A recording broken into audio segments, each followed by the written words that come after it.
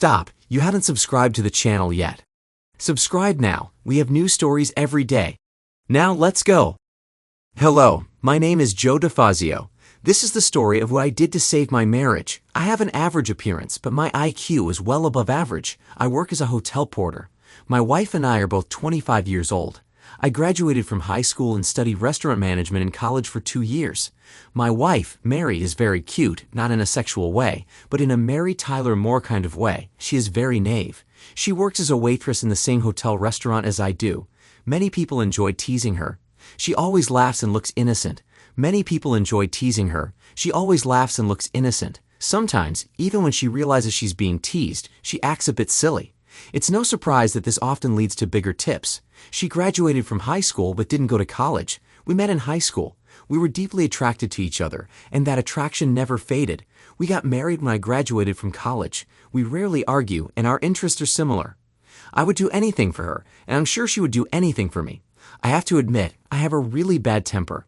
I rarely lose control, but when I do, I can cause real harm. That and why father was an alcoholic and was abusive to both me and my mother. One day, he went too far and gave her a black eye. When I saw the look in her eyes, I decided I would do something about it. I was 14 years old at the time. That weekend, my father and I went on our annual camping trip. The campsite was at the top of a mountain. At the far end of the site, behind a few trees, there was a massive rock. From the top of the rock, there was a stunning view. Beyond that, there was a drop of about 100 feet. No one ever got closer than 2 feet from the edge. After we had dinner, I asked my father to join me on the rock. He was already drunk and agreed. We stood there for a while. I asked him to pose for a photo, looking out at the view. He turned around, and I rushed at him and pushed him hard. He went flying. No one saw anything. I said that he insisted on going to the edge, was drunk, slipped, and fell. The rangers investigated the accident. They readily accepted my story, as his blood alcohol level was high, making an accident a plausible explanation. At the hotel restaurant where we work, Mary works from 3 p.m. to 9 p.m. While I work from 3 p.m. to 11 p.m., she makes dinner for us when she gets home. The hotel is located near a residential area. We live in an apartment not far from the hotel that we've been married for 5 years. All 5 years have been good.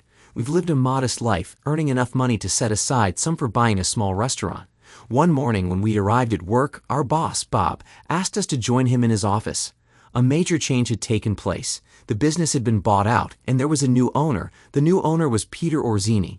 He didn't plan to make any changes. He wanted all the employees to stay. Bob mentioned that we all knew about his reputation as a mafia boss. He wanted to keep the place clean. He wanted a place where the part of his family not involved with the mafia would have a chance to work. This didn't mean he would fire all our people. It just meant that he would replace anyone who left with members of his family. No mafia business would ever take place in a hotel or restaurant that a table was immediately set up in the back of the restaurant. Orzini's chair was positioned with its back to the wall so he could see everyone that he was an attractive man, 42 years old, well-dressed. He was married and had 2 daughters. He had a reputation as a womanizer. He was attracted to dark-haired, married women who were naive, the perfect description of my wife. He wasn't concerned about the husband. When the husband objected, he was told it wouldn't last long, and the wife would be well compensated when it was over. Sometimes the husband was offered an alternative. It was necessary to warn my wife, "This man is a criminal. He takes what he wants. He will want you. We have to be ready. Avoid serving his table. Keep your interactions with him brief. Don't let him think you're interested. Our marriage is at stake." Mary replied that she would do whatever I said to avoid any trouble. 3 days later, Bob asked Mary to serve Orzini's table. "I prefer if you assign someone else to that table," she said. "He specifically asked for you. You have to serve his table." That evening, we discussed our options. Mary said, "We need to quit." I agreed. The next day, we handed in our 2-week notice. We explained that since Pete's family would eventually take our jobs anyway, we'd rather move on now that we were called into Bob's office. He had mentioned our resignations to Pete. Pete told Bob that he valued our experience and wanted us to stay. Maybe one of us could leave and the other could remain. Hinting that he wanted Mary to stay. He said he felt she was a strong asset to the restaurant. I said, "That's out of the question. Mary and I always work together." Later during my shift, Pete's bodyguard paid me a visit at the front desk that he made it clear, "You can leave, but your wife stays.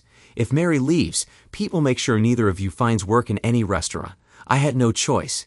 If Pete is that determined, then we'll both stay. We knew what was coming. Then I got hold of a .38 caliber pistol with a silencer from a street hustler that we decided that If Pete insisted on taking her somewhere, she would firmly insist on stopping by the front desk before going. For a while, everything seemed to be going well.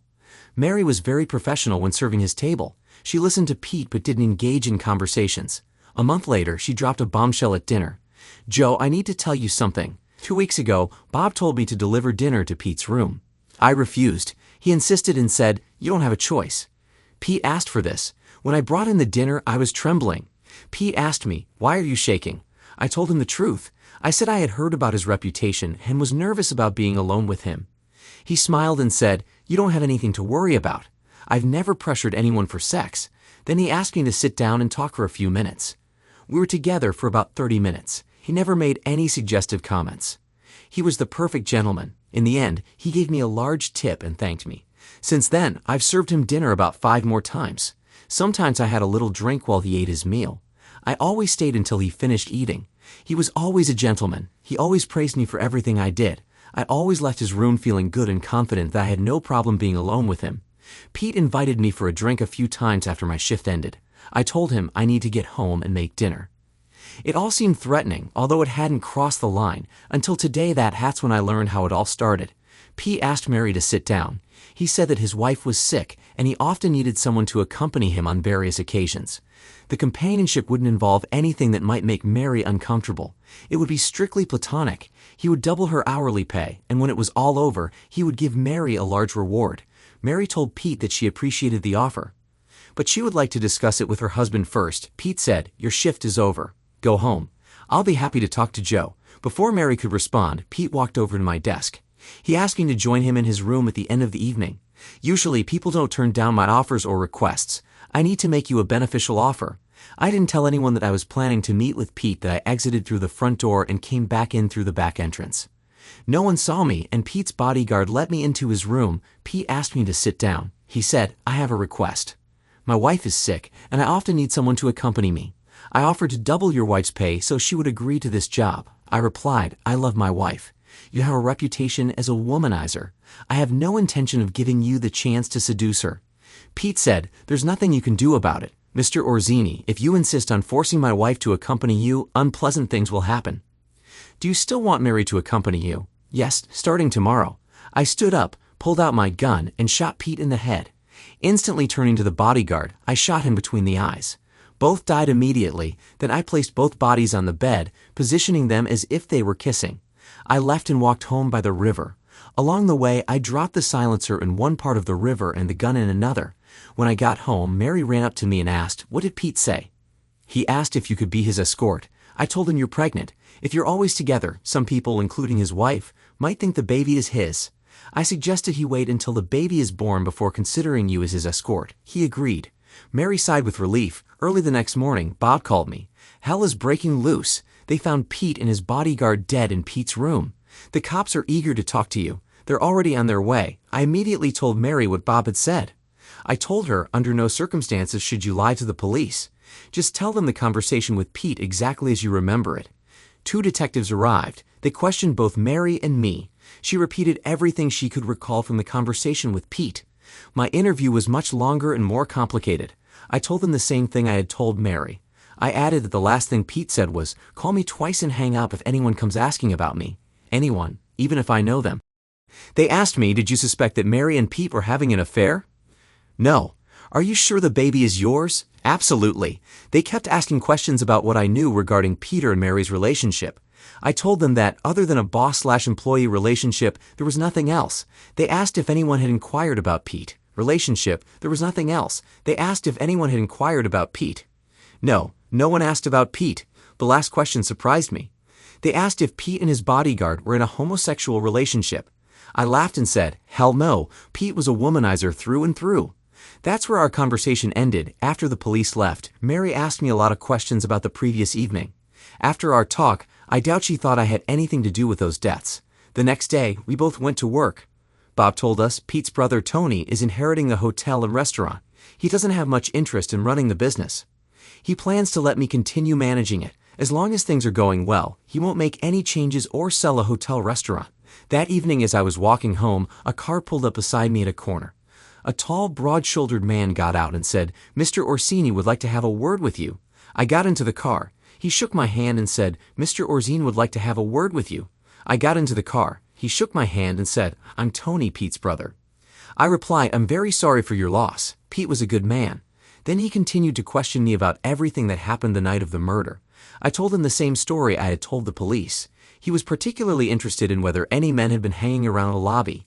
He also described some men he was interested in. Then he asked about his brother's interest in my wife. I told him I had concerns.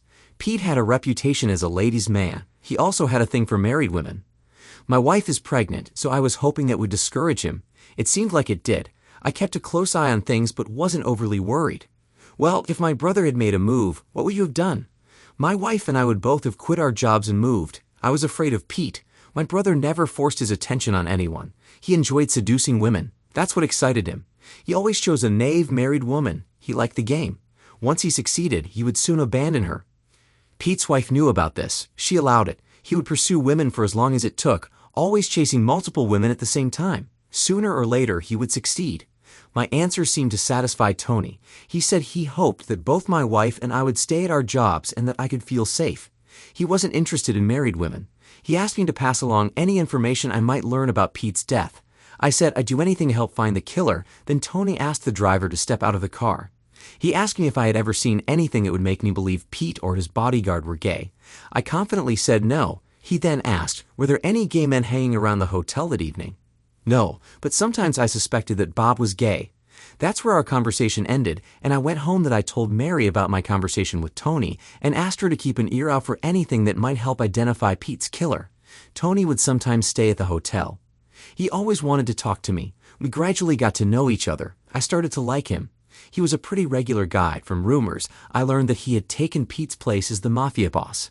We never discussed that part of his life. That I don't think revenge was Tony's main motive for trying to find Pete's killer. I believe he wanted to find the murderer for his own safety, since the motive for the killing was unknown. Sometimes Tony would invite me to join him for dinner. He was always interested in cooking and how food was prepared. I was studying both to prepare myself for the time when I would have my own restaurant. One day, he asked me to manage the restaurant. The current manager was leaving to run a large, popular diner. I didn't even ask for a raise. I agreed right away. Life was good. The only thing that bothered me was the thought of someone being convicted for Pete's murder. I didn't want anyone to be sent to death or prison for something I had done. One day, I asked Tony if he had any clues about what happened to Pete. Pete made a lot of husbands and wives angry. I think it was someone he knew. I'm almost certain it was a man. I checked the wives he slept with over the past few years. 2 of their husbands had access to weapons and the knowledge of how to use them. Both were very angry about Pete sleeping with their wives. Another reason why it was likely a man is, how could a woman have placed the bodies in the bed? The person who did this was very angry. They did everything they could to humiliate Pete. None of them pose a threat to me. I've decided that unless new evidence comes to light, I'll leave it alone. Mary pretended to have a miscarriage. No one suspected that she was never pregnant. About a month later, Mary confessed to me that she suspected I had killed Pete. She was afraid of Pete and would have gone to bed with him to protect both of us. She loved me deeply and would have done anything to save our lives. She never encouraged any man. She ignores all advances that I'm still crazy about her. I would take down the entire gang to protect our marriage. That I never confessed to her what I did, but I also never directly denied it. Mary and I are happy working together. She still plays the knave act and gets good tips. We're planning to have children next year. Then, she'll stay home. I hope to remain the manager until I retire. I also hope I never get that angry again. The mystery of Pete's death remains unsolved. Thanks to everyone who took the time to listen to today's stories. If you enjoyed it, please consider liking and subscribing if you haven't already. Feel free to share your thoughts on the events in the comments below. Take care.